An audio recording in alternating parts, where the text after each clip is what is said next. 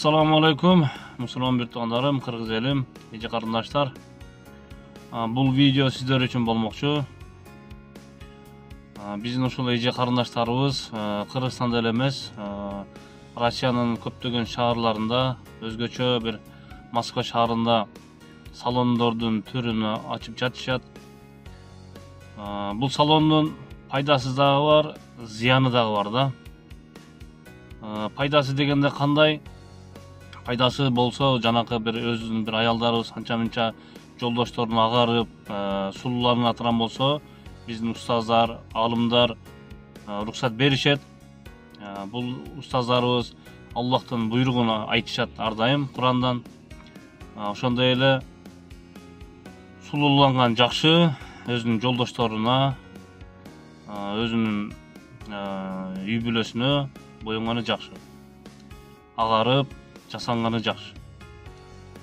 Анан жаман жагы, зыяны бул биздин устаздар айткандай, каш терүү, аялдардын каш терүүсү жакшы эмес, дурус эмес, Аллах тыюу салат.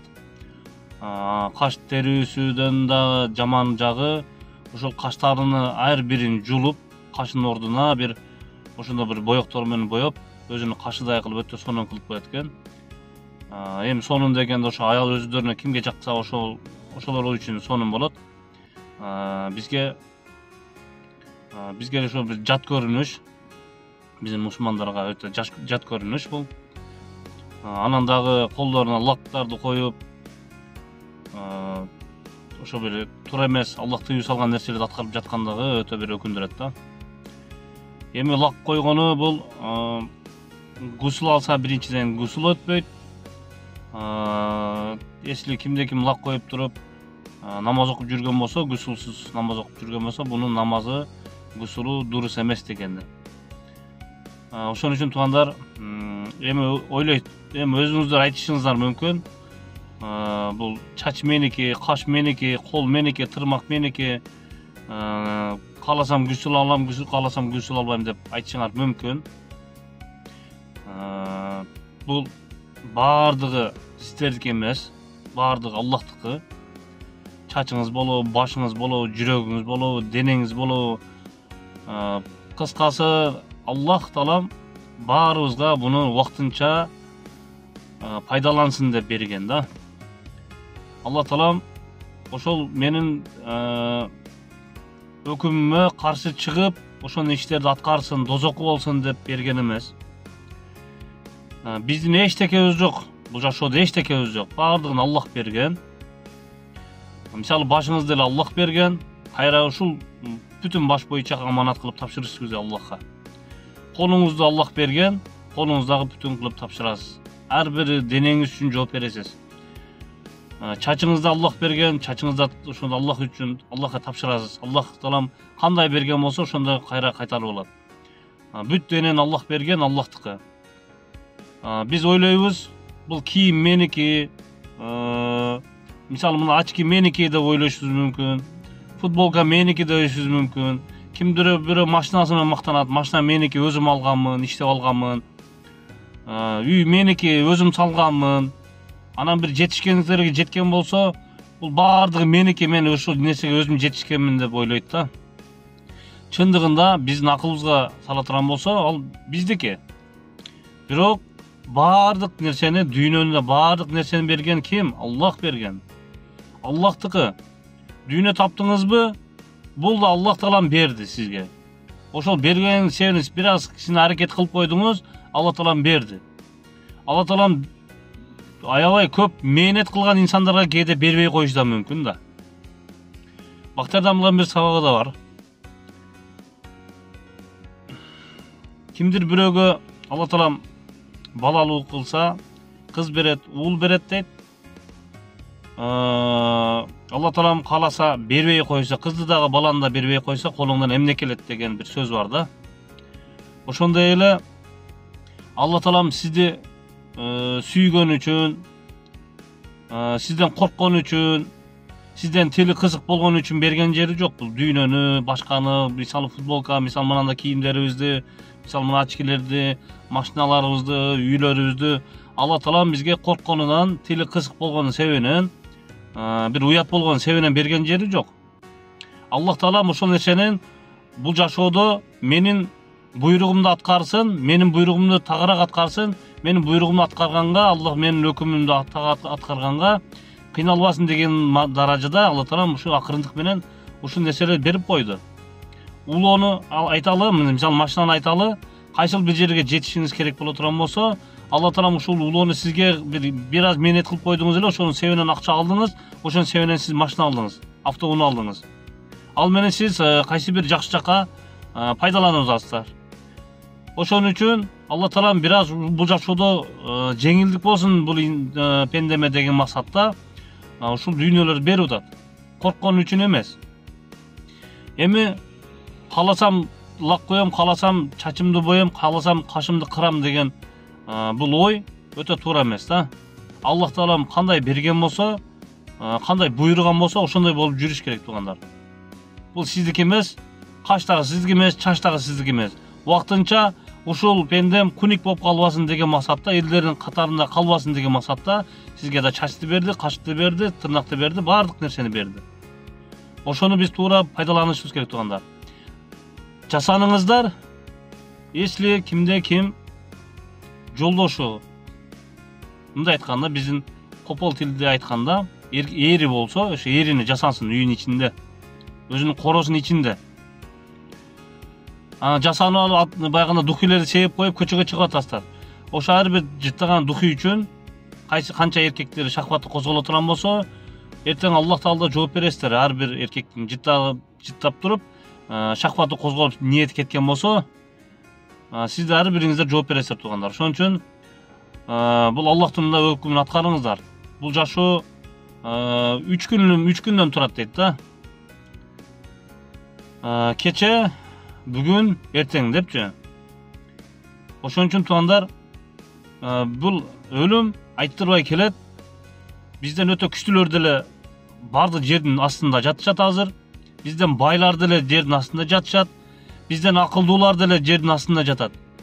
Алар ушундай бир өздөрү бир акылдуу болсо, колунан баары жок келгенде, алар өзүнүн мен өлбөйм деп туруп, өзүнүн колунда болгондо, эч ким өлбөй коймок да. Өлүп атабызбы? Өлүп атабы элдер? Ал Аллахтын колунда. Аллахтын колунда, өлүм дагы Аллахтын колунда. Бул жашоону жашашыңыз да Аллахтын колунда. Каалаган күнү алып кетет. Келгенде биз катар менен келебиз, чоң атабыз, кийин атабыз, кийин өзүбүз, балдар ушинтип катар менен келебиз, бирок кайра кеткенде катарга карабайт экен. Мен биринчи чоң атасы келген, чоң атасын алайын, андан кийин атасын алайын деп өлүм бул айттырбай келет экен, катарга карабайт экен.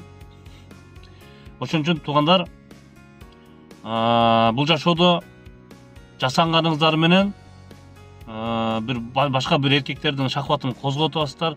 Башка эркектер көрүп сиздерди суктанып атат, күнөөгө батып атат. Ошол үчүн сиздер жооп бересиздер туугандар.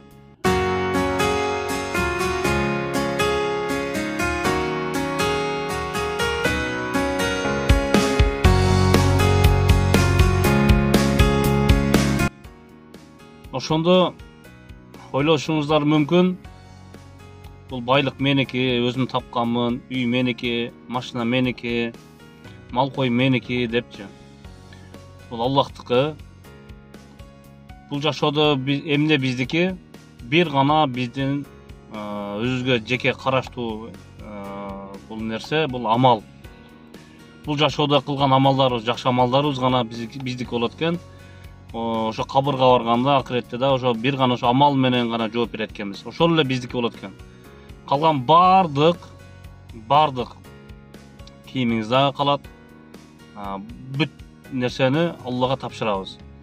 Эртең жаныңыз чыккан болсо, бир эле кепин оролот, насип кылса. Кимдир бирөөгө ошо кепин да насип калышы мүмкүн да. Аны көрүп келатабыз. Көп жерде насип кылбаган инсандар дагы бар. Кайсы бир жерде бүт түк тамыры менен жоголуп кеткендер бар. Издеп таппай аткандар бар. Бир өлүгүн таппагандар дагы бар. Чөгүп өлүп кеткендер бар. Бир кандай бир ит куштарга жем болгондор бар. бул кепин насип кылбагандыгы деген ушул.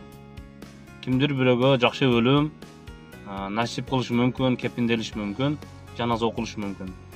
Ошондо бир жаназа жанакы кепин дагы насип кылбай калышы мүмкүн. Ошон үчүн биз чоң кетпестен бул жашоодо биз жерден жаралганбыз, жерде эле болуп, акырын жерде эле жүргөнү жакшы.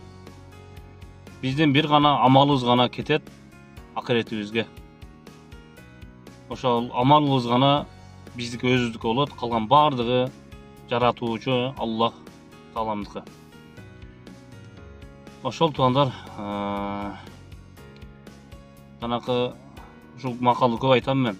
Эсиң барда этегиң жап деген макал. Ошо бизге ошол инсандарга айтылган. Эсибиз барда этегибиз жабалы. Жанакы ибадат кыла албай аткан болсок, ибадатыбызды күчөйтөлү, Аллахтын рахматын табайлы. Бул жашоодон баары кеткен, бизден күчтүүлөр дагы кеткен. Биз дагы кетебиз. Качан кетишини биз билбейбиз. Аллах өзү билүүчү. Ошон үчүн акыретибизге бир аз даярданайлы туугандар. Ошон үчүн туугандар, бүт дене өзүмдүкү, мен өзүм таап алганмын деген ойдо бир кайсарланбай, Аллахтан келгенбиз, Аллахка кайтуучубуз. Ошону унутпайлы туугандар. Өлүм келет баарыбызга. Өлүм келгенге чейин тобо кылып, каталарыбызды турлап, каталарыбызды оңдоп, Аллахтын рахматына ылайыктуу иштер аткарып, Аллахтын рахматын табалы. Аллахтын рахматын тапканда бул биз бейиштик болобуз да. Ошон үчүн Аллах ыраазы болсун биз деп бири-бирибизге айтабыз. Аллах ыраазы болсун деп айткан сөз менен гана эчтеке чечилбейт. Бул болгону жакшы бир дуа. Аллах ыраазы болсун деп бири-бирибизге кылган жакшы дуа. Сөз менен эле эмес, амалда дагы Аллах ыраазы болсун баарыбыздан.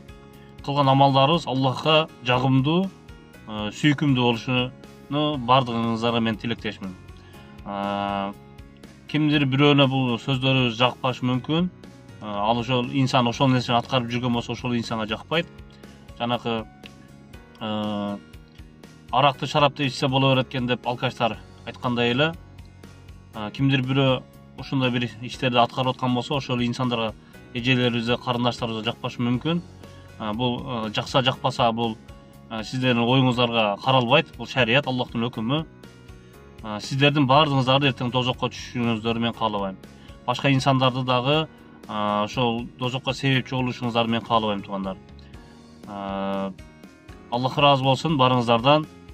Кимде ким түшүнгөн болсо, бул иштерди аткарбаганга аракет кылсын.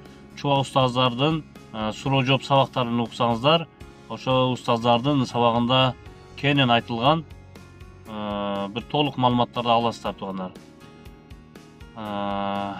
Аллах ыраазы болсун баарыңыздардан. Ассаламу алейкум ва рахматуллахи ва баракатух.